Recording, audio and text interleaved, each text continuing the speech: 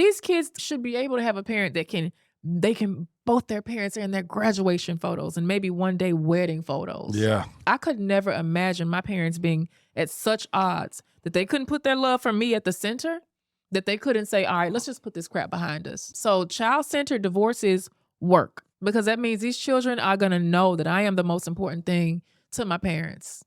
My parents were able to heal and do what they needed to do for me. And so now they're taking that in and saying, I'm going to be able to do that. I see what healing looks like. Yeah. I see mama living well. I see daddy living well. I see Yep. them both happy. That's the thing that we're passing it down. We say we pass down generational trauma. What about generational healing?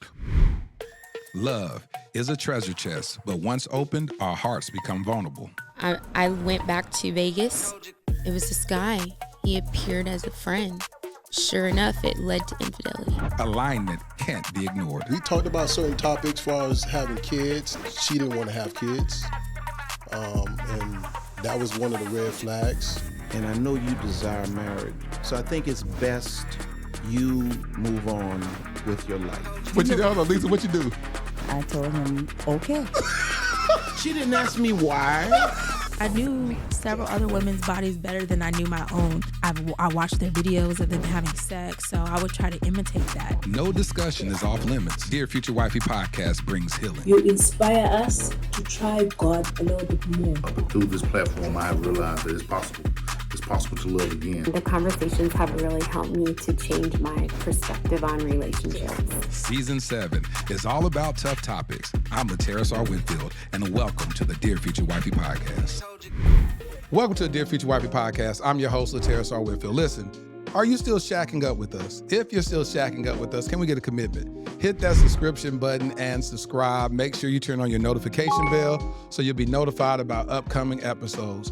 We have 2 more episodes left in Tough Topics. This is the second to the last one.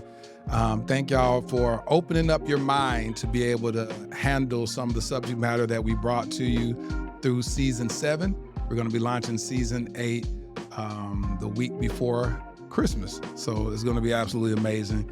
Listen, today's episode, I got a good buddy of mine on the podcast. You know what? I'm not even going to give her a long introduction. Before, we're just going to jump right on in there. So without further ado, welcome to the Dear Future Wifey podcast, my homie, Naja Hall. Hey, let's hear it. What's going on? Like, listen, are you going to behave yourself today? So I'm nervous. Naja, how are you nervous? I know, like me and you are friends in real life. But you're nervous. But I am nervous because the thing about you, obviously I've been watching everything that you've done. The thing about you is there's a lot of other interviewers that don't allow us to talk. And that's a comfortable place.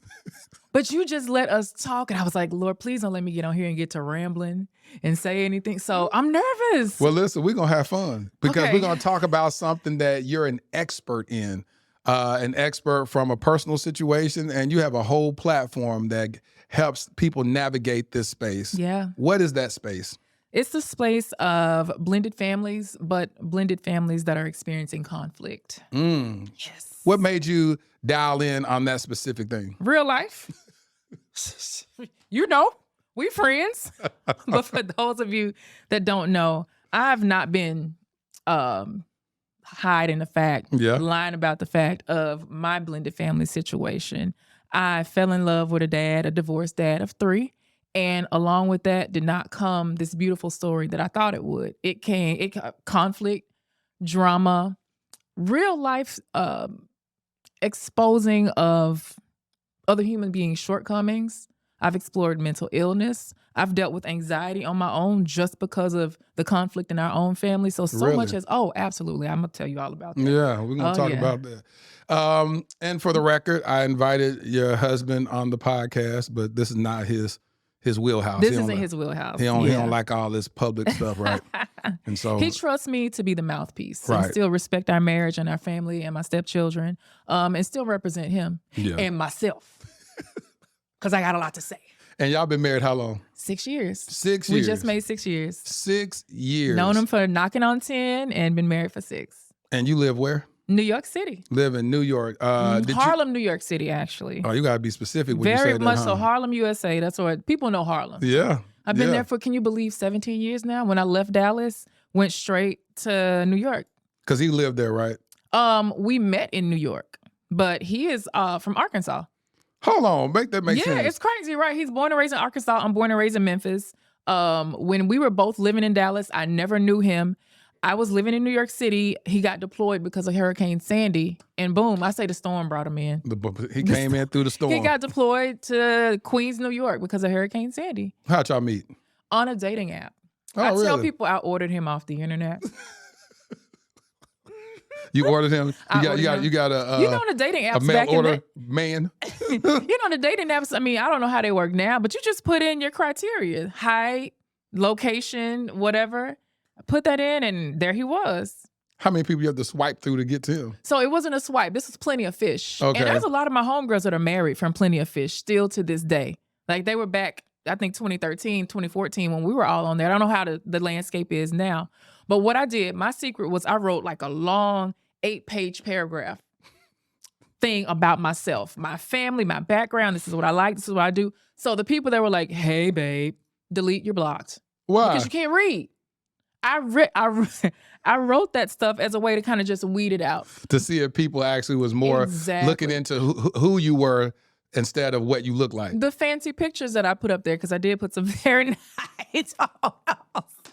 But one thing that my husband did, though, he was like, oh, wow, that's cool. You're the firstborn. I'm the firstborn. You were an athlete in college. So was I. Twins running your family? Me too. My parents are still married. Yours are too. Like, I was like, oh, okay. Oh, so we have a lot in common. He done read everything. He read. And even if he didn't, if he skimmed it, he did it the right way because he got me.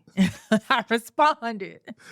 And so on POF, what they do is that, they just slide, it's a DM or how's it work? Oh, my God. Now, this was 10 years ago. But I think you just DM.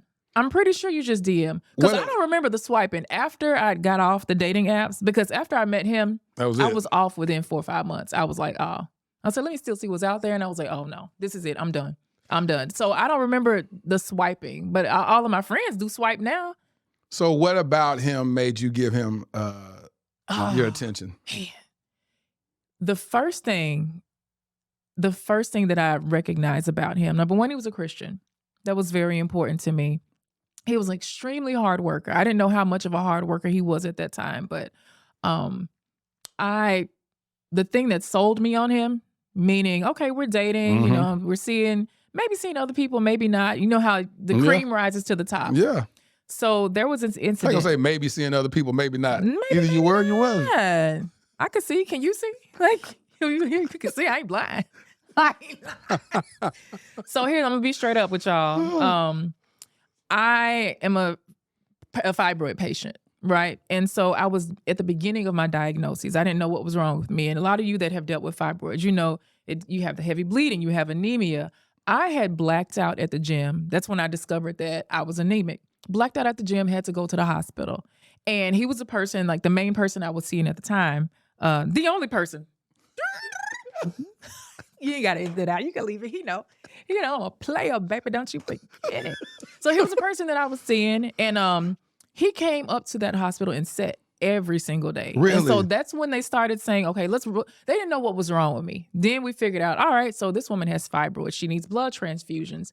I was so weak at the point, I was like, I need you to talk to my parents. Like, I need you to talk to them. Him. Was that his first introduction to your parents while you in the hospital? Yeah, when I was in hospital. Hey, so my name is Tony. Your daughter, we got a problem. We met on the dating site and she told me to come to the hospital. We were a few months in at this point. But here's the thing, though. I remember I was in pain, just in extreme pain at one point. And so they gave me, it could have been a morphine drip to knock me out. I remember there's some TV show on. And you can squeeze your own morphine. I squeezed it, knocked out. He was down praying. He was on his knees praying for me, just over my womb, just over my health. He was what? He was down on his knees praying. And I just remember passing out. When I woke up, the TV show was off. And I still just looking at this man. At this point, he's sweating. And he's appealing to God on my behalf. Come on, Naja. And I said, Naja, God had to put you on your bed of affliction to see that this is the man that he sent for you. So, Laterras, that's what it was. I was like, oh, yeah. I never had that beside my dad. Shout out to you, Brother Hall. See, he in the other room, so I got to give him a shout out. Shout out to you, King. You hear me, don't you? Good Lord Jesus. Yeah, so that's what it was. That's when I said, okay, this one is different and this is something special because I had not had a man cry out to God on my behalf like that. I'm talking about that boy was sweating. I said, okay. And after that, I was like, this is it. You, it's me and you. And it has been ever since. How long did it take for y'all to get married after that point?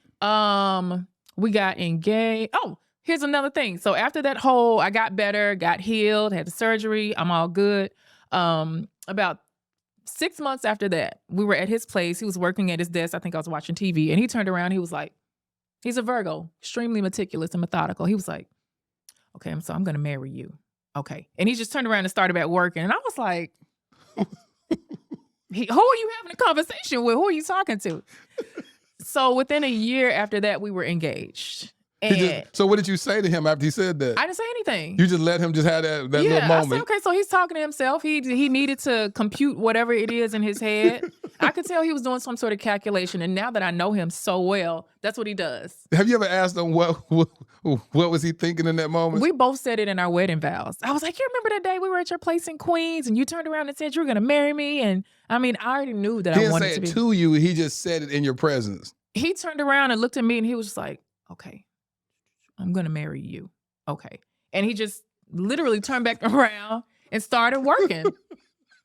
Like, okay, now you are part of my equation. I'm going to do my life with you. So let's figure out how to make this come together and make it fit.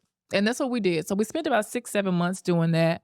Got the premarital counseling, looked for blended family counseling. That's when the conflict started coming up. How long was he divorced after that point?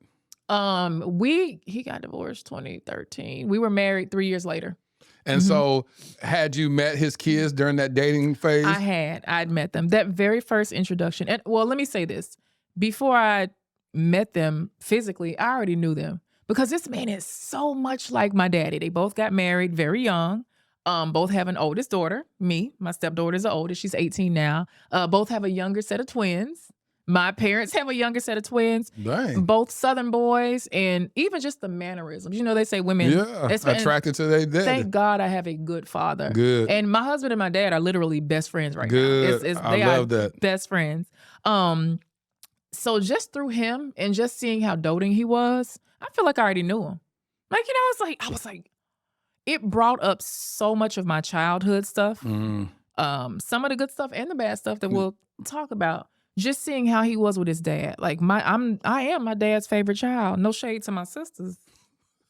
But y'all know I'm his favorite. Y'all know. I'm the firstborn, you know. And I used to mentor one of her sisters, Nadia. Yes. And so she just all this shade she just threw on you, Nadia. I apologize. Nadia and Natoya, both of them. They know. They know. So just seeing how he was with his firstborn, I was like, that's exactly how my dad is and was with me. So it was kind of like a glimpse into reliving certain pieces of my girlhood that I fondly remember. So that made me fall for him immensely. Like that made me fall for him. He comes from a very good family too. You know, for what else we're lacking in other areas of our family and the missing pieces, his parents, like I talked to his mom, my mother-in-law, I call her my other mother, more than I do my own mother. Yeah, so, he had all of that stuff going for him. My other mother. Mm-hmm. Call her OM, other mother. And so a year later, y'all get engaged and then y'all get married. How long after that? Our engagement was only 6 months. Okay. Yeah, we did it quick. Yeah. The venue was available and we wanted to get married on his parents' anniversary. Yeah. So they just celebrated 42 this past summer. So we came here to Texas to celebrate with them. Yeah. 42 years. That's the last time you was here, right? Yeah, last time I was here. Yeah, y'all was celebrating that. This past summer. And my parents just celebrated 48. 48? Yeah, so we both come from like this very strong, thick, Black marriage situation. I love that. Yeah. And it's so uncommon. We don't hear a lot about that. That's why I said just the fact that y'all were able to meet each other, both from Dallas, but y'all met in New York. That's just. Well, I'm from Memphis now. Don't get it twisted. Well, we know. You know I'm you want to represent Memphis. You. Anytime. Every time. But. But y'all both living in Dallas. Well, y'all both, had residence in Dallas. Not even far from one another. When we got to talking, I was like, where'd you live? He was like, oh, I was north. I was like, me too. And he would come as a kid over to University of Memphis because they were from Arkansas, which is right over the bridge, to do basketball games. But we just never met. We never met until we were both in New York City, isolated, just up there with just us to try to figure it out together. So when you met him and you started hearing about him being divorced, having 3 kids, did you look at that as a red flag? So let me rewind to our first date. I forgot.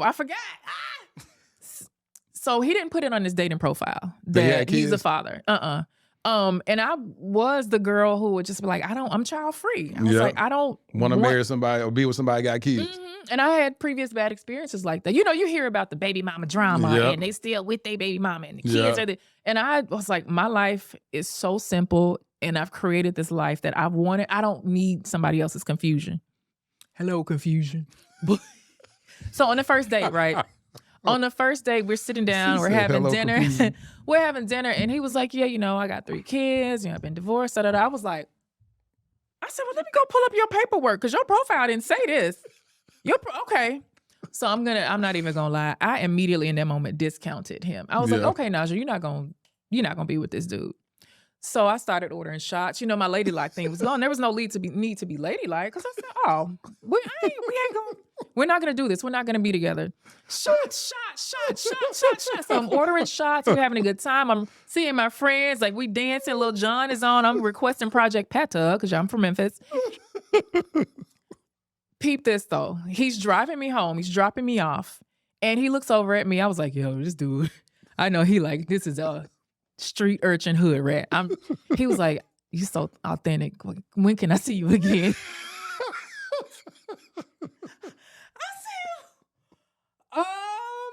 Okay. Okay. And it just so happened. He just was such a great person. He said, "He's so authentic." He said, you are so authentic. He was like, I just love how you are yourself. And I was like, I do hood rat things with my friends. Like I do that. So this is me. This is who I am. And needless to say, we saw each other again. I accepted the next day because I was like, all right, now you don't discount a person. Don't discount them because they had a past. You have a past. So let's just see.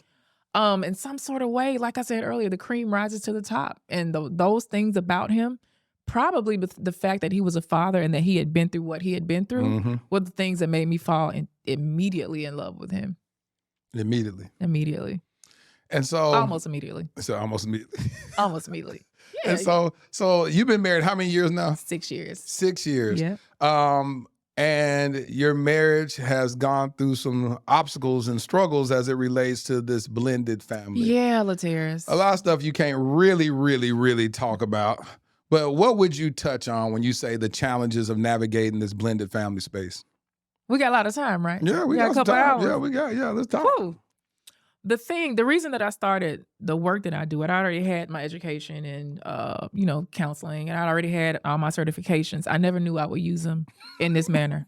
You could have never paid me to think that I would have a platform or have a voice in advocating for people in these types of situations, because this is what I try to avoid. Yeah. It's just dealing with something like this. So what can I touch? I can touch on anything. Like we can talk about it. So when you look at it, so what was when did the first obstacle arise? Like, was it, because y'all were dating, was there any challenges in there? Like, because did he have custody of his kids while y'all were in New York, or the kids lived in, what city were they in? Yeah, so the kids he's long distance, a long distance parent. Right. So he and I were in New York, and the kids and their other parent were where they lived, were in Texas. Right. And the thing that kept me isolated from the drama is because of the distance. Yeah. There was so much that I just did not know. I wasn't privy to. And he was able to protect me from it.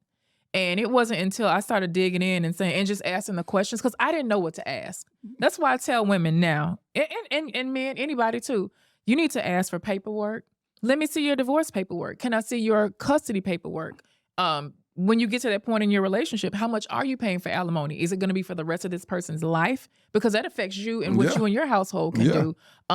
Do your children have any known health issues, any mental health issues? Are they allowed to travel? Is your ex high conflict? And how is this going to affect me in my life? That's good. I didn't know to ask any of those questions. So I just fell in love all willy-nilly and got popped in the face with it. Laterras, let me tell you. I didn't know what I know now. Had I known what I know now, obviously would have moved a whole lot different. How? I would not have made myself, I was a punk. How you say you was a punk? I was a punk. I would not have made myself so vulnerable and available to criticism and critiques and lashing out and threats of violence from the other party.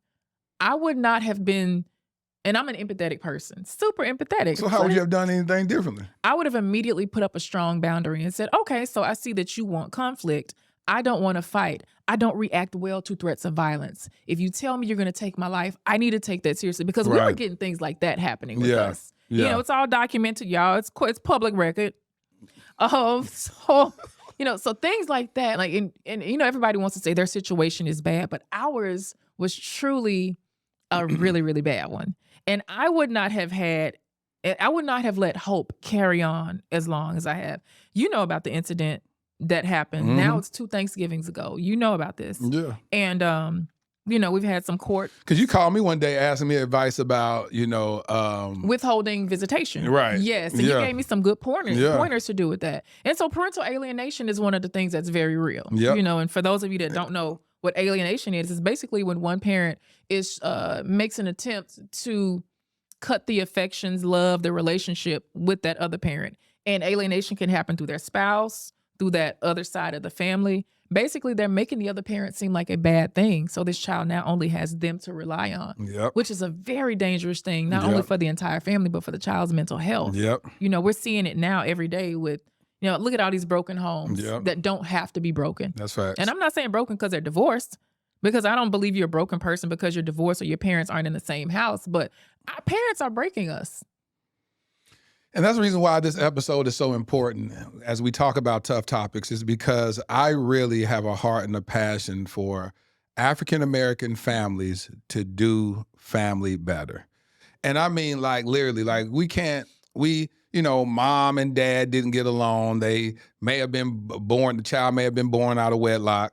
There never was any type of commitment. Could have been a one-night stand. Could have been all kind of things. Yeah. But how the two of you decide to co-parent is pivotal to the upbringing of that child. And so the reality is that we can help our kids avoid unnecessary trauma by just us being adults. And we throw that around a lot. Like, can y'all just act like adults? And the reason why we say that is because as adults, we need to be able to process information and say, all right, listen, I'm gonna put my child. One thing that I noticed on the child support papers when I was on child support, it says, in the best interest of fill in the blank, said child. And it's always, they look at it as what's in the best interest of this child. It has nothing to do with me as a father being upset and don't like X, Y, Z and mad about this. The mom upset, mad because our relationship didn't work out. She using my money to get her nails done. Getting her nails done. She get her nails done a little $60. She can't do nothing with that. Y'all got to stop that too. Did you say $60? Oh, the child support $60? That's your child no, support. we talking about child support $60.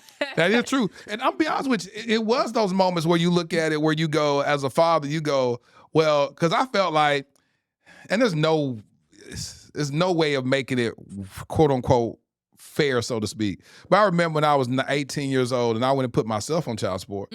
I said that I wish there was a way that X amount of percentage could go towards a child's savings or whatever. Yeah. You know, just take a percentage. Just say if you take 20% of the child support and it goes into some type of trust or whatever for that kid that mom can't touch, and then the rest mom can use to pay for the bills or whatever else. But what I used to do is I paid not only child support, but I also paid for private school, and then I paid for this, and I put my daughter. I just did that all on my own. But the reality is, yeah, it does. That stuff does begin to weigh into it, where mom is getting the money blown. It comes with a lot of feelings, and as much as I am a father's rights advocate, I also love women. I am a proponent and I'm a major supporter of women, especially single mothers. 100%. Because, you know, a man is paying about 20 to 35% of his income into another household. So it's not going into his household. This woman is dedicating 95% of her time to the child, this seed that you both have grown together. Yep. So it's like, you know, there's a lot of women would say, baby, let's do 50-50. You take them. Yep. And I have a lot of girlfriends now that are doing very well with 50-50. Yep. I feel like that should be like an automatic law, honestly. 50-50. 50-50. I really feel like it should. And I wondered about that too, because it's like, it's just so many things with that, with the order and all that type of stuff that you go, it creates the brokenness. And in my situation, the mother of my child, we got to a place to where she was like, get your daughter whenever you want to. Yeah. So my daughter used to be around me all the time. We just the visitation stuff just kind But of I went think out the the orders window. are like the family Bible, right? This is our this is It's our a standard. rules. These Yeah. are the laws. Now, if you guys can get along and make it work for the betterment of your child, then you can deviate from these. But there's so many people that say, let's just follow the orders. Yep. And is that in the best interest of the child? Well, they do that because if said other parent decides to do something, for instance, visitation takes place 6 o'clock on a Friday, drop the child back off 6 o'clock on Sunday, but you'll have situations with the father who doesn't call to pick the child up at 6 o'clock or may miss the whole time of visitation and comes every now and then. Now, mom can't even plan her life. She cannot plan. Because it's like, well, I don't know. And then the dad pops up, because I had a whole lot of friends that have gone through this where the dad now pops up 5 months later and shows up and says, I want my kids. I was like, what? Where have you been? Whoa. Right. But he can hold those same papers and say, this is what's so crazy.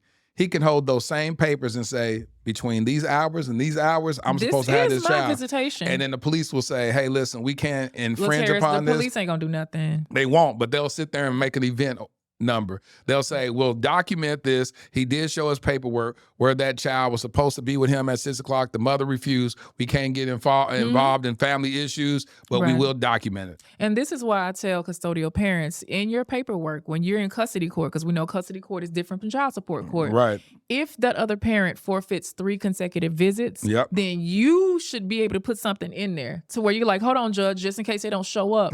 Can we put something in here to say, I now can, I get to determine that? 100%. Yeah, or or the other parent has to give you 48 hours notice if they're going to take their visitation. And in the state of Texas, if that happens 7 times, if the mother refuses to give the father custody, that's a felony. It's an interference with child custody. I didn't know that until you told me when that. I told you that, because my homegirl got held against one of those. She had this. The father of her child was one of those dudes that he was absent for a long time. Had a whole situation where he tried to hurt her really bad, and he had she had a restraining order. That restraining order don't protect him from not seeing the kid. And so he was away for a little bit. He got upset. He was away for about 2 years, then decided to pop up. Came to the church and went to the children's church, held the papers up, and said, it's my custodial time. I need to get my daughter. And the church should have called the police or called the authorities or called the mother. The police came because the police was already at the church. But the police said, hey, he has paperwork, we can't do nothing. Yep, and they said they can't go grab the kid and pull him away from him. And so he got the daughter, walked on out. She was hollering and doing all type of stuff. Couldn't do nothing about him. That's stranger danger. Couldn't do nothing about it. And the mother was sitting there like, I can't believe y'all doing this. Couldn't do nothing about it. And so she started saying it was a very toxic environment for him to be there, for her to see the father, and the father would always like just be really toxic. Long story short, she said, I'm going to protect my child from this toxicity from her dad. Stop allowing him to see the kid. And while they was going back to court and doing all that type of stuff, 7 occurrences. Felony. Felony, interference with child custody. Interference. She was minding her own business one day. She came up to get the visitation because they had the exchange start taking place at the police station. And they had this other one little place called Family Life Services Centers. And the father goes through one door. He gets there 15 minutes early. You don't have to see each other. You don't get to see each other. She comes through another door. They get the kid, bring them halfway to another room. She comes to get the kid. Could you imagine as a child the trauma. Going through that? The trauma. Your parents can't even be in the same space. The trauma. Like, then she gets the kid, leave, and then he has to wait 15 minutes later, and then he leaves. Well, after, and you have to pay, it was like $15 or something each time. Each one of them pay $15, pick up and drop off. And after that started happening, he was like, I don't want to deal with this no more. Then it started falling through, and then he started acting crazy again. And then she started saying, well, I'm not finna let him see his kid. And then that happened 7 times. She came one day to go do an exchange. Picked her up. Police said, hey, come here. Ma'am, come on. We got a warrant out for your arrest. She's like, warrant for what? This woman has never even had a speeding ticket. And then she ended up going to jail for that. Now you have a felony on your record. Felony on her record. She had to go fight and get off. And the thing that she could have done before that, and who wants to go to court? Like, court is, first of all, the judges do you really think they care about your kid more than you do? Not at all. They don't care about your child more than mom and dad do. Right. They're just handing down orders. They're Yep. trying to get to their next case on their docket. So they're like, okay, cool. Yeah, let dad get custody time. They're not trying to hear that dad was abusive to this mother, that she had a restraining order. Maybe she didn't have a good lawyer to advocate for her. Yep. So now in this case, all right, boom, let's just let you guys go handle it. I've seen judges throw clients out there that have been in their courtroom 5, 6, 7 times that they know can't get along and say, y'all go in the hallway and talk it out. We here because we can't talk. You tell me, tell them go out there and go talk it out. Go talk it out to people out there fighting, rolling on the floor now because you want them to take. What? I've seen that literally. And so the judges, as much as we would like to believe they're human beings, they carry bias just like anybody out there in the street. Our attorneys, the ones that we're paying these $5,000 retainers every pop, Yep. they're fighting in court, maybe, maybe not, but they're probably friends and going out for beers afterwards. With the judge. So you Yep. have to remember that these people do not care about your child more than you do. They absolutely do not. And so as you were navigating this space, how did you maintain a sense of sanity and not allow, or did you get outside yourself and start acting crazy? I've never been a crazy type. I've always been, maybe not crazy enough in some cases. My sisters, I would call and tell them some of the things that were happening. Like, oh my gosh, like, hey guys, I'm getting stalked. I'm getting harassed. I didn't do anything. Like, and they knew I didn't do anything to deserve this. I fell in love. And, just so happened the person I fell in love with had some situations that were not tamed yet. And so I didn't get crazy, but I will say this. After this event that is public record, and Laterras knows about the event. People say, let me go look up what court was this in? Yeah, I need to go see. That there was an act of family violence that happened with us. Yep. And it was life-threatening. We were not the guilty party. I wasn't there. I had to hear about it. And it was one of my worst fears. One of the worst fears of a wife is when she knows her partner is going to drop his children off and the situation is high conflict, meaning, oh, I'm gonna hurt you, I'm gonna kill you, or there's like a boyfriend there or whatever. Yeah. It's always such a scary thing. So I'd always keep him on the phone. Hey, you going to drop the kids off? Let's just stay on the phone. This one particular time I did not. And something happened at the drop off. And because of that incident, it was like literally one of my worst nightmares. Almost, thank God it did not, coming into fruition. Yeah. And so we said, okay, so now things have to change. And I had been telling my husband, I said, hey, you need to take this stuff seriously. Because men, y'all tend to think women we like, man, she ain't gonna do nothing. Right, she ain't gonna do nothing. And then me, I said, hey, listen, you have a whole nother household over here. We have to protect us. Let's get some things in order. That's when he was like, okay, so this is way, way, way more serious than I ever could have fathomed. He knew it, but I just maybe he had hope. I don't know what he had. I don't know what it is that he had. He had hope.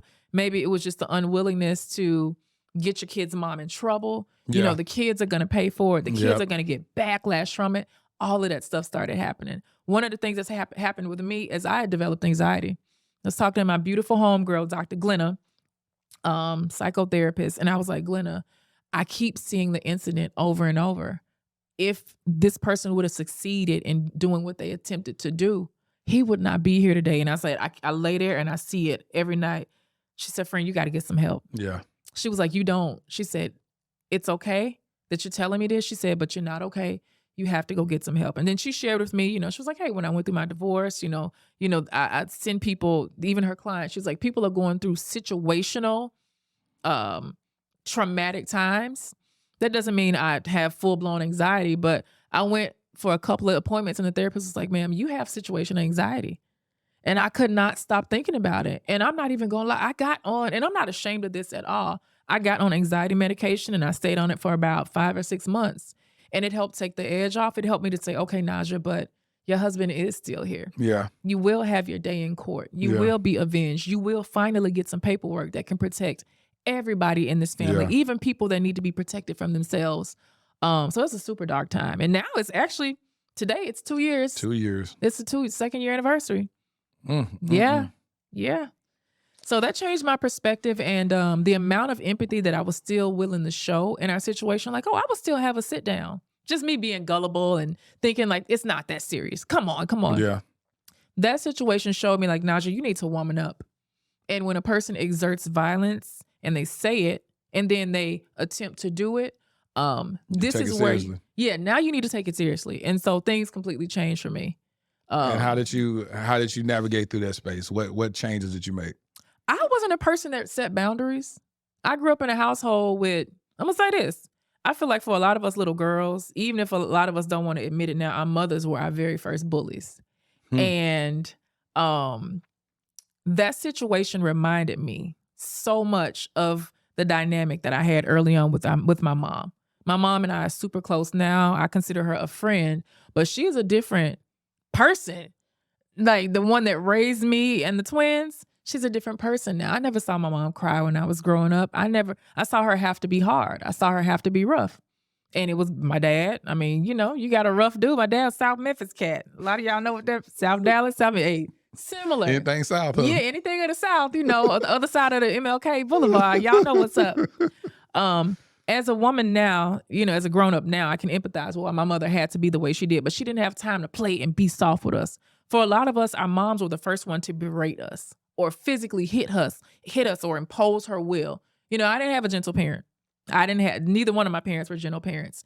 And so I will say this, that situation immediately snatched me back into being that little Naja with this abrasive mom who did not nurture her, because different kids have different needs. I just happened to have been a kid that needed a lot of hugs. Yeah. I needed that. I didn't really have that. But growing up, I've learned, I was like, yo, you really needed that. So this particular situation caused me so much angst and caused me to go back into little submissive Naja, because I was like, this is two similar types of women, which was hard for me to admit. And it was scary for me to admit to myself. And so because of that, I said, let me show this woman a lot of empathy. Let me show her some empathy, because I've seen it before. I know women that hurt and they're bold and abrasive, that one day kindness can come through. Yeah. It happened with my mom. But I really had to realize that was not going to be the case, no time soon. And I was not going to be the person that was going to initiate that. And also when I just noticed that this person, they didn't want that with the person they got kids with. So who am I? I'm chopped liver. Yeah. Girl, bye. Like, Naja, who are you? You're nobody in this situation. Like, if anything, I'm an agitator. So I said, let me just step all the way away. Wow. And so as you were, you said you stepped all the way, you stepped out of the way then. So. And I wasn't really in the way in the first place. But you wasn't trying to be the mediator no more, basically. I learned very early on that in our situation, I can't say for everybody, me and my husband, we wanted peace. I saw him so many times, like, look, can we just talk? Can we all just get along? Can we just talk? Can we be cool? Like, why does it have to be this? You say you're happy, I'm happy. The kids are right here seeing all of this stuff. So what do you think was the bigger problem? Like what caused so much tension? Without me speaking for somebody else's experience, because that's not fair. I can only say my feelings, and feelings aren't facts. Take that how you want to. Some people are so committed to chaos because that's all they know how to be. They know how to, like some people are like, I can do chaos. I can do havoc and turmoil and anger and violence. But what does peace look like for me? What is accepting this new woman that is an influence and impactful in my children's life? What does that look like for me as a mom? Mm-hmm. What now the narrative that I've shared with people over the past 10 years of why my own marriage didn't work, ended, or why, like if I'm cool with this person and I humanize her, because I've dehumanized my husband's ex. She's dehumanized me. It's been both ways for sure. If I humanize this person, what does that do for this narrative that I have based everything on? That's true. So I got to keep this up, especially for my kids. Got to keep it up. So that's without. That is so unfortunate. Like, and I hear what you're saying without saying it. It's like, it's so unfortunate because it's so much peace that could have been injected in that situation. I think of shit. Like, I'm the type of stepmom where, I got to run to Paris, right? I'm like, hey, let me come pick up so-and-so. Let me go get their passports. I'll do that. Let me come get them. Can they come over here with us? Like, let's do summers together. I mean, we've had situations where we've had to beg to get just the court-ordered summers. Yeah. And it's been so hurtful, definitely hurtful to me to see a father that wants to be involved and that wants to be active and that is not allowed. It's just like, listen, if you ain't gonna do fatherhood the way I tell you to do it, it ain't gonna happen. And so he's not, he ain't one of those that's gonna bend. to that type of will, because it's not fair and it doesn't make any sense for anybody. So now we just kind of we have to work around it. I will say this though, Laterras, the best parts thus far of my experience as a stepmother are the kids. And my husband got some cool kids. Both of them have managed to bring some cool, rear some amazing, loving, accepting individuals in the world. They really have. So I'll say that's a positive. And the ages are what? 18 and 12. 18 and 12. Mm-hmm. You said 3 of them, right? Mm-hmm. All right. You said twins, set of twins. Twins. Yeah. Wow. Yeah. Dang. Just like me and my sister. Same dynamic as me and my sisters. Oldest, same age differences, everything. So I've had some talks with my stepdaughter, like, because she's met my sisters. You said it's the same age difference. Same age difference. I was like, I was your age when my twin sisters were born. And I was like, I know what it's like for you. But then there's a certain disconnect because I had both of my parents in the same home. And that's, a couple years after her siblings came into the world, it was her that became the repository for her parents' divorce. And again, that's her experience to talk about, not mine. But I can only talk about what I've observed. What advice could you give to men and women to help mitigate the challenges or the difficulties of the toxicity that can be infused in blending families? Okay. This is kind of pointless to say, but before you even get yourself in a blended family situation, why don't you do some research on the person's, on the background of the human being that you're with, that you're bringing a child into the world. Now, if you're watching this, probably a little bit too late for that. But I wish that a lot of us were taught the skills and the things to look for in human beings with disordered personalities. That's a very real thing. And narcissism is not the only one that's out there. I wish that we were taught to look more into a person's belief system. I wish we would all do therapy together and individually before we say, I'm going to make the lifelong decision to have a crotch trophy with you. Because now look at us. A crotch I know. I saw that on this TV show and it made me laugh so much. Because now we got this beautiful trophy because we bumped uglies. And now what are we going to do with it? Are we going to screw this human being up? Laterras, I'm trying to be serious right now. You just said crotch trophy. I cannot take my mind away from the fact you said, because it makes so much sense. It's the trophy that manifested itself. Okay. You said bumping uglies. But you asked me, what can we do to kind of mitigate some of the grief? This girl said do a mental health evaluation before you even decide to even give the dude your phone number, basically. Mm-hmm. Like, let's not lead with our loins. Let's do some actual research and ask questions, not only to the other person, but about ourselves. Because a lot of us ain't right anyway. A lot of us are imbalanced also. So we need to really be able to do that. But you asked, what can we do to mitigate trauma? Men, let me tell you, because fathers out there, a lot of you think that when your ex or your children's mother she's acting crazy. I honestly believe that is an ego boost to some guys. Because let me explain why. Yeah, explain that. Right. She's acting crazy. I can calm her down. Men tend to believe I can come in and be the fixer. I can calm her down. Yeah. But it also leads you to believe that you are in control of this woman's emotions. I made her mad, so I did get control how she is. What y'all don't realize is a lot of these women are not in control of their own emotions. So there's nothing you can do, especially now that you're not in relation with them, to control them. So that's the first thing that you can just go ahead and accept is this person is strictly my co-parent. You're not mixing anything. You're not bumping on ugly. You're not doing the things that you were before because now it's a business relationship. We're in the business of co-parenting. But what does that mean? Because a lot of us don't know how to handle our own business and other facets of our life. You set some firm boundaries. You say, this is what we're going to talk about. You don't text late. And I think these are things that are second nature. And I think people should know, but I'm going to go ahead and say them in case they don't. You don't send the late night text messages. You don't check up on her and act jealous when she brings some other person around your kids, unless you feel like the person is dangerous or you have some sort of paperwork that states that children can't be around particular individuals. You lead from a place of love and acceptance. Now, you are going to be kind to her, but you're also going to show her that you're not her do boy. You're not in a relationship with her anymore because now she has to learn to stand on her own 2 feet as a person that is parenting singly now. And you have to do the same thing. A lot of parents I see make the mistakes of not wanting to tell their children the truth, about that situation. Yep. But what is it going to do for your kid in the long run? And when you do try to move on, Say truth about what?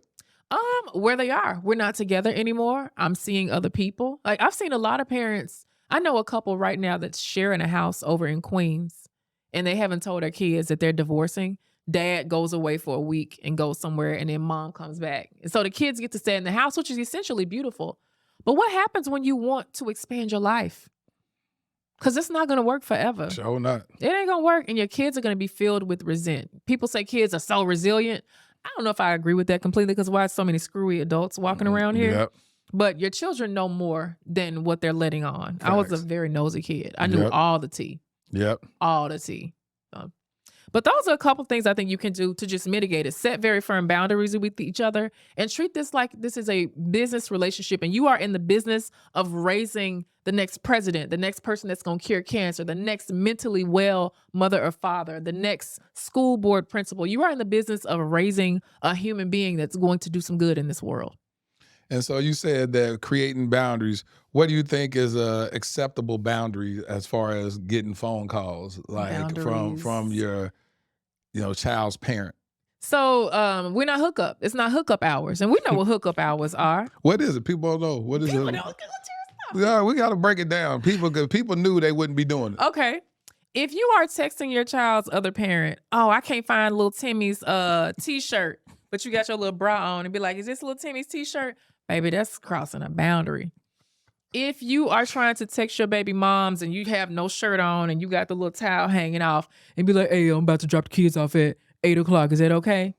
That's crossing a boundary. So you said texting. So you talking about video calling? Video calling, texting, whatever. So that is a good point. I forgot there's video calling now. Yeah, so should you be video calling? I don't think that this is all based on boundaries. Right. Like if we have a business relationship with a person, are we gonna FaceTime all the time? Or can what we have to say to each other be done in a text or a respect-based phone call? Yeah. It's all about developing a relationship based on respect and boundaries. Facts. And so many people don't know how to define what respect means, because it means something different to all of us. Yeah. Respect the child. Respect that I want this kid to be centered. Respect the fact that your co-parent might be the only person in the world that loves that kid the same, if not more than you. So let's just respect that. Like this is a person that if something happened to you, this is a person that will be rearing this young person. So we got to respect that fact. But no, we're not doing late night, 11, 12, 2 a.m. phone calls. We're not making sexy romantic innuendos. We're not bringing up what you did in a relationship and how awful of a partner you were.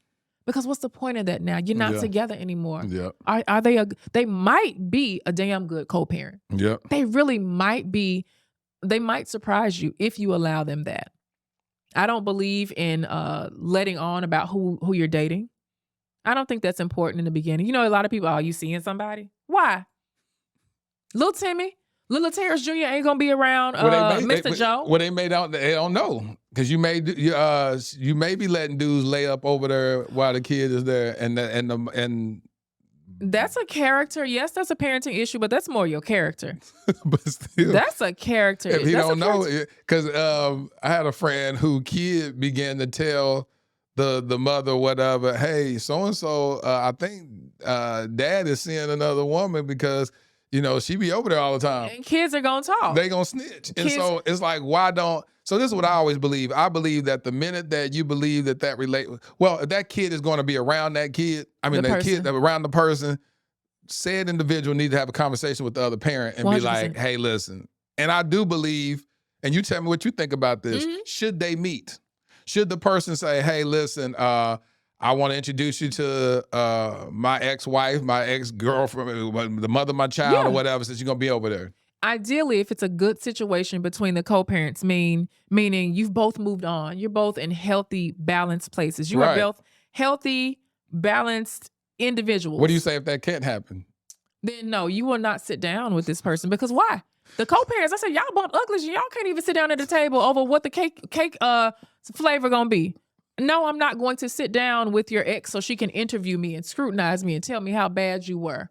So what do you think? Do you think it's a problem? What if the co-parents are cool with each other, but the guy don't want to introduce you to his new wife? If the co-parents are cool, And he went off and got married. Yeah. All the way married, and says, hey, ex-wife, kid's mom, I don't want you to meet this person. Yeah. I think that's something different happening with that particular gentleman. The ex-wife, girl, I say this, run. You should run, because why can't he meet her?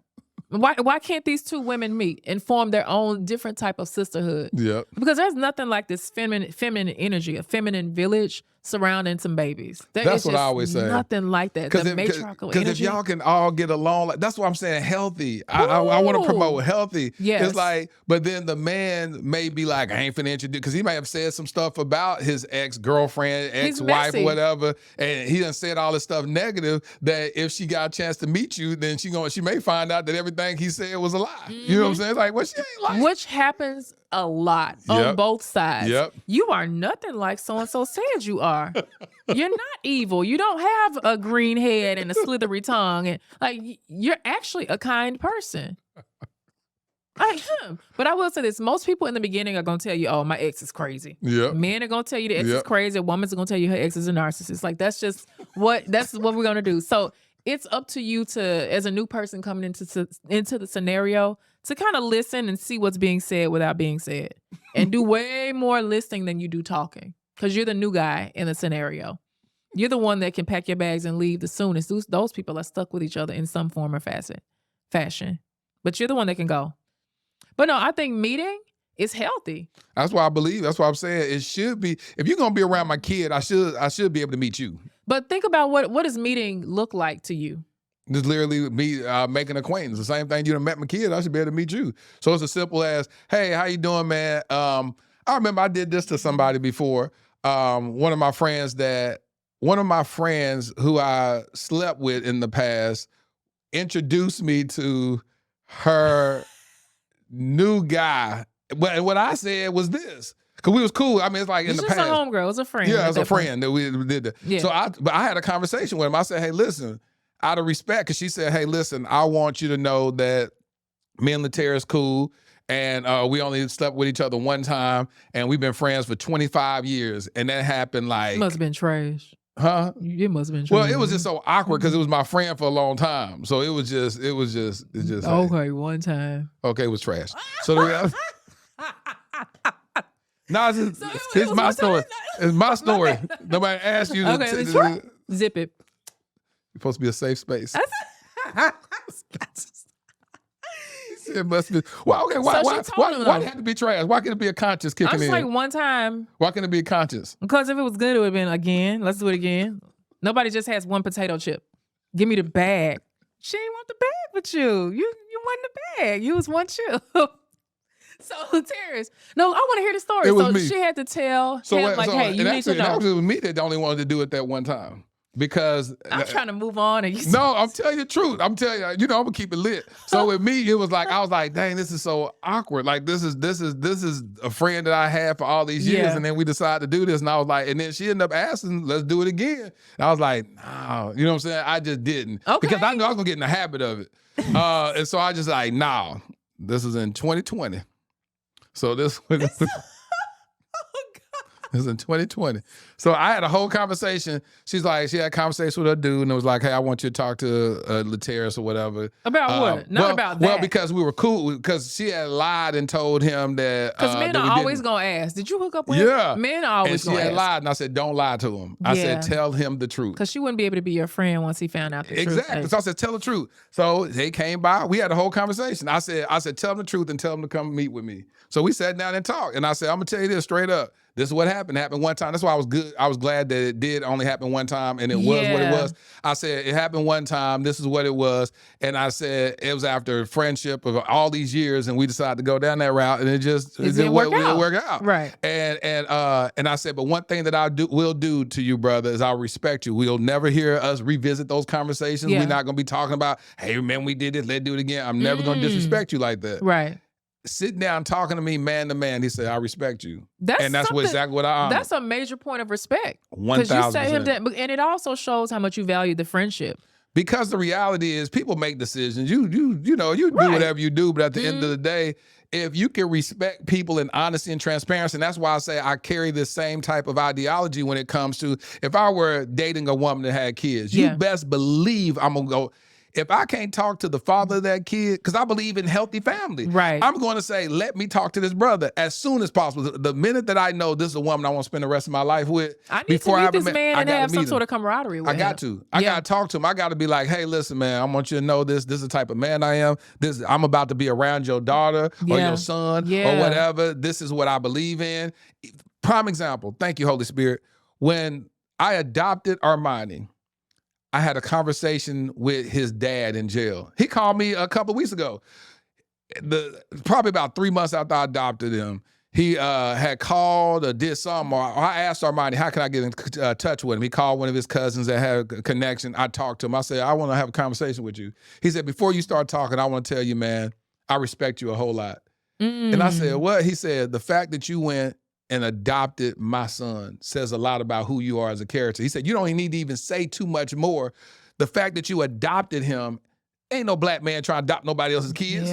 He said, and the fact that you adopted a 16-year-old boy says a lot about your character. And I was like, wow. And I said, well, one thing I want to say to you is that one of the things that I'm going to make sure that your son does is he knows you.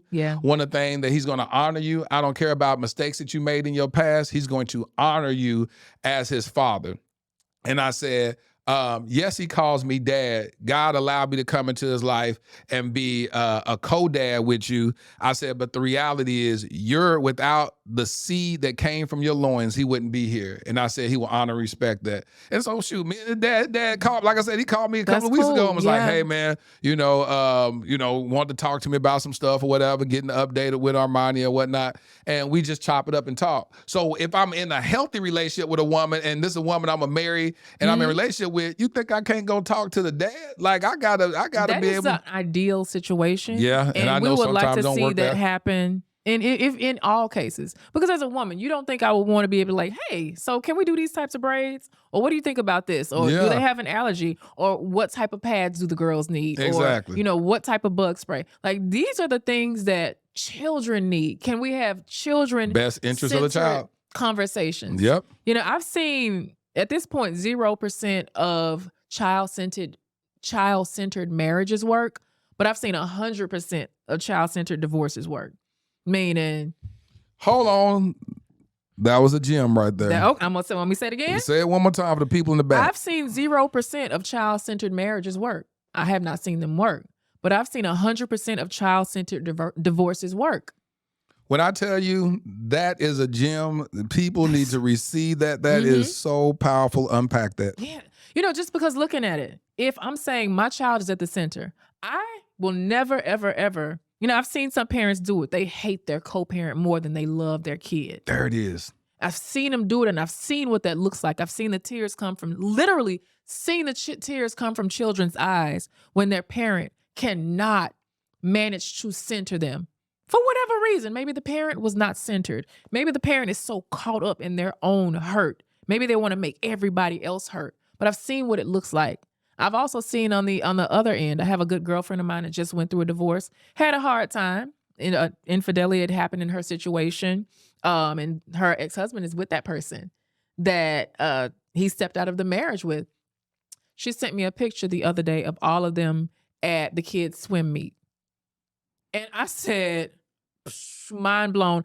I almost feel a sense of envy when I see things like that because I was like, our situation was nothing at all like that. But I was like, we could have never just done this. I think about all the stolen moments and the stolen opportunities. And I'm everybody's favorite auntie. I'm everybody's favorite. Everybody asked me to be their kid's godmom. But I was like, in this situation, because of emotions, and I'm not going to say invalid emotions, but at this point,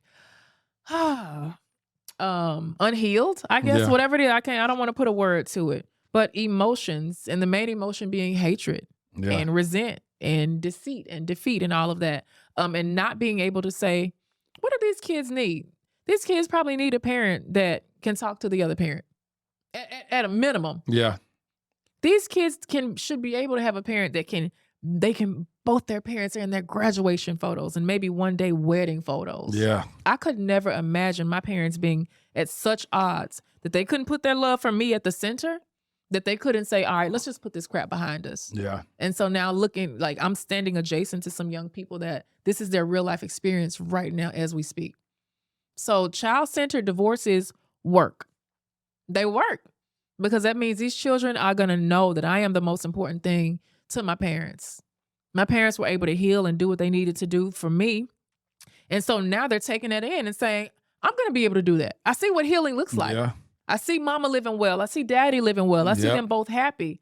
I see. And so that's the thing that we're passing it down. We say we pass down generational trauma. What about generational healing? When I said that a couple of episodes ago, Rihanna can tell you, I said we need to pass down generational healing. Let's pass it down and let's be committed to it. Let's not be our daughter's first bullies. Why did you say that? I was going to ask you that. Why did you say first bully? Why would you say that your mom bullied you? I think that anybody that's stronger than a person or you inflict pain or fear or harm on a person who you have an advantage over and who is vulnerable to you is a bully. I feel like a parent that, hits a child. You're bullying that kid because they can't come around and knock you back in your teeth. They can't do that. They're literally that from your soul. They're dependent on you to feed them and put their clothes on, and they love you. And as parents, we give our children their identity. We program their subconscious. And so you're causing physical pain to a person because you can't use your words as an adult. Like we tell kids to use their words. So that's why I said the bully statement. So you feel like she would hit you unnecessarily? Or you just feel like discipline, period, is bullying? Now, I was never a kid that didn't get popped. My dad never one time raised his hand. My parents had a rule. You can spank the girls, I'll spank the boys. Just so happened they had 3 girls. So mama was Joe Boxer in that thing. And not saying that, I guess, I wasn't the type of kid that deserved that. And the stepkids that I have, they ain't the type of kids that need you deserve to physically. That. Right. I'm not the type of adult that needs to be threatened physically. I don't do well with that. And of course, my husband, it's a grown man. Yeah. Like that couldn't happen. Yeah. So, I think it kind of centers on almost an unhinged approach to dealing with conflict and your own internal stuff and just that need for a certain type of control. Yeah. So that's why I say that's what bullies do though. Naj, let me tell you something. I really enjoyed talking to you. I really enjoyed the insight that you added to this discussion. How can people connect with you? So I have 2 platforms. One is called Blended in Black, and it's for people, all human beings that are in blended families that are experiencing conflict. Because that's my thing. I eat conflict like cupcakes at this point. Gluten-free cupcakes, but I can do that. And also, if you are a person that is in a relationship with a parent, meaning you are a step parent, I also have another community called VIP Stepmom. So I have 2 of them. So whatever you want. I also have a podcast called I Know I'm Crazy with Naja Hall. She said, I know I'm crazy. That's the name of my podcast. It can be found everywhere. So yes. She said, I know I'm crazy. Yes. Oh, I saw this nice video with your husband setting up your whole setup for that. Yes. I love when I see stuff like that. Yeah. I mean, it just etches in my brain. I love what that king is doing with his wife. When I tell you that, I was telling Tony this the other day. We were sitting at the counter because I just started a beauty brand, Naja Hall Beauty. We just had a shoot at our place, and I was just watching him work for me and for these missions, all of these missions that I have. Anytime I've been on a green room and in any show, like he's sitting out there right now. Yeah. Like he is my biggest supporter and advocate. I have this particular lane because of him. Yeah. But I was telling her he's one of my biggest blessings. Yeah, he is. And he has given me one of my most important purposes. So I feel really good to be married and adjacent to a person that, is a purposed individual. And we do that for each other. Adjacent. On top of sometimes. Rihanna, make sure I say that in my next interview. On top of, up under, all of it. Adjacent to. Listen, make sure y'all go to, what's your IG? The Naja Hall. The Naja Hall. All of my links are there. You can find every single thing that I do right there. Spell Naja for the people. Najahall. The Naja Hall. Yes. And make sure you follow her. Listen, thank you so much for stopping by the Dear Future Wifey podcast. Thank you. Dropping these gems. Thank you so much. I'm so proud of you, and I love you. Keep doing what you're doing. Thank you. Y'all be blessed. Ladarian thrusted suddenly into Child Protective Services in 2015. My nephew, Black, a boy. The likelihood of being adopted outside of kinship, slim to none. Armani, 16 years old, black, a boy, with 5 years in the foster care system before I even knew his name. The likelihood of ever being adopted, yep, you guessed it, slim to none. While Ladarian and Armani were trying to survive and barely thrive in an overpopulated and underfunded foster care system, I was living my own life, doing well professionally. Having been a single father with a daughter who at that point was doing well in college, it was my time to live my life, right? Wrong. I felt unsettled, tireless, agitated. There are just too many of our black children stuck in ambiguity and in the limbo of the foster care system. In 2017, I legally adopted my nephew, Ladarian. Fast forward to 2019, I had no ties to this other young king, but I felt God instructed me to adopt him also, and I obeyed. Starting over with parenting should have been enough, right? Working with various foster care and adoption agencies to help bring awareness to the countless young black kings in the foster care system should have decreased my agitation, right? Joining the board of directors of Advantage Adoption, an organization that helps find permanent adoptive homes for children in foster care, should have led to some type of resolve, right? No, not at all. None of it felt like I had done enough. I now realize that every one of those experiences was laying the fundamental foundation for my life's mission, Kingdom Royale. Kingdom Royale will be a luxury, state-of-the-art home for foster boys. Our first location will be in the Dallas-Fort Worth Metroplex. We will utilize the whole person approach that instills identity, empowers them to advocate for themselves, and enlightens them regarding new perspectives and limitless options that they thought were impossible. Though the young kings will attend the local public schools that are in proximity to Kingdom Royale, our at-home curriculum will broaden their worldview through participating in the arts, attending various cultural events, learning about and engaging in multifaceted discussions about current events and even relevant historical context, introducing them to gardening and landscaping and even caring for our animals on our farm and on-site stables. We just launched our Startup Capital campaign with the goal of raising $2.8 million. Now, why $2.8 million? Well, in 2017, I created a web series in which I performed random acts of kindness for targeting the homeless community. One of the most notable successes was that one of the videos went viral, garnering 28 million views. However, one of my biggest regrets is that I didn't raise a single dollar to help in implementing a more sustainable plan for the homeless community. So throughout the years, with much remorse, I reflected on not maximizing that moment. I knew if at that time, just 10% of the viewers donated $1, we would have raised at least $2.8 million that could have really established long-term support for the homeless community, or at least started a long-term initiative to do so. This is my do-over.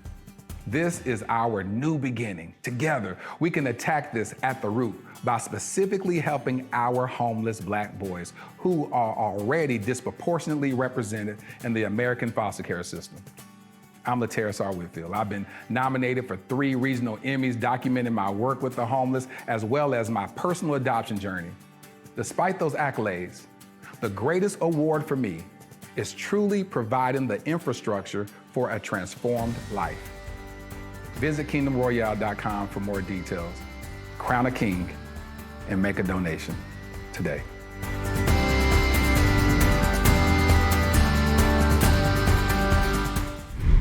Man, I hope y'all really enjoyed this episode. Hey, listen, meet me in Atlanta for a live Dear Future Wifey podcast at Cindy Trim's Resurgence Conference. It's going to be absolutely amazing. We have assembled a dynamic group of panelists, Cindy Trim and her husband. We got Montel Jordan and his wife, and you'll hear about some of the other people. But meet me in Atlanta, December the 14th through the 16th for Cindy Trim's Resurgence Conference. Here's my favorite part of the podcast where I speak to my future wifey. Dear future wifey, in the tapestry of our shared tomorrows, I find myself enchanted by the prospect of weaving a life with you, a life that extends its warmth to every corner of our blended family. Like an artist, blending hues on a canvas, our love has the power to merge the unique stories and colors of our past. into a masterpiece of togetherness. In this delicate dance, I see the beauty of our commitment, the elegance of our shared journey.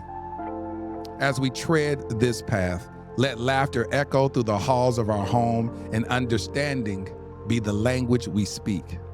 Together, let's nurture a garden of memories where the roots run deep and the blossoms of joy are everlasting. In the ebb and flow of our shared moments, I am certain that our love will be the lighthouse guiding us through any storm. With you, dear one, I embark on this poetic journey of blending lives, knowing that the verses we compose will be a testament to the strength of our love. Your future hubby. I hope you enjoyed this episode of the Dear Future Wifey podcast. Remember, be lit, live intentionally and transparently, and don't stop loving. Make sure to subscribe to our Dear Future Wifey YouTube channel. We're available on Apple Podcasts, Google Podcasts, Spotify, and Stitcher. We welcome your support. Simply share our podcast with your friends and family.